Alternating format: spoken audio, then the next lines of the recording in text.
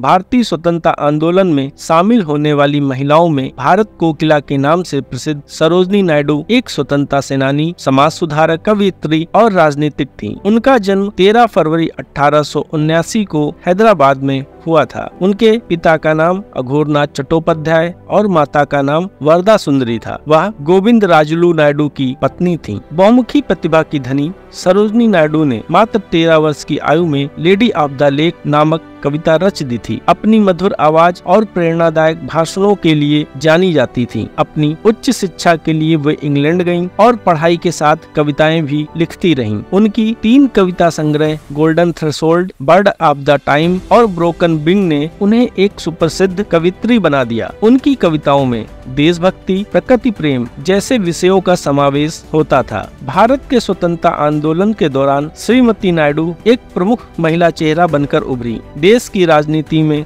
कदम रखने से पहले ही वह दक्षिण अफ्रीका में गांधी जी के साथ काम कर चुकी थीं। भारत आने के बाद उन्होंने भारतीय राष्ट्रीय कांग्रेस की प्रमुख नेता के रूप में कई महत्वपूर्ण पदों पर भी कार्य किया था। वह पहली भारतीय महिला थीं जो भारतीय राष्ट्रीय कांग्रेस के अध्यक्ष पद पर आसीन हुई। आपको बता दें कि 1919 में जलियांवाला बाग हत्याकांड के विरोध में उन्होंने अपना कैसरे हिंद का खिताब भी वापस कर दिया, जो कुछ समय पहले ही सामाजिक सेवाओं के लिए उन्हें ब्रिटिश सरकार द्वारा दिया गया था। सरोजिनी नायडू गांधी जी के नमक सत्याग्रह में साथ चलने वाले स्वयंसेवकों में से एक थीं और जब गांधी जी को अन्य नेताओं के साथ गिरफ्तार कर लिया गया तो आंदोलन का नेतृत्व करते हुए उन्होंने अपनी गिरफ्तारी भी दी। सबने अवज्ञा आंदोलन और भारत छोड़ो आंदोलन में उन्होंने सक्रिय रूप से भाग लिया, जिससे उन्हें काफी समय तक जेल में रहना पड़ा। भारत की स्वतंत्रता के बाद वह उत्तर प्रदेश के राज्यपाल के रूप में नियुक्त की गयीं। भारत में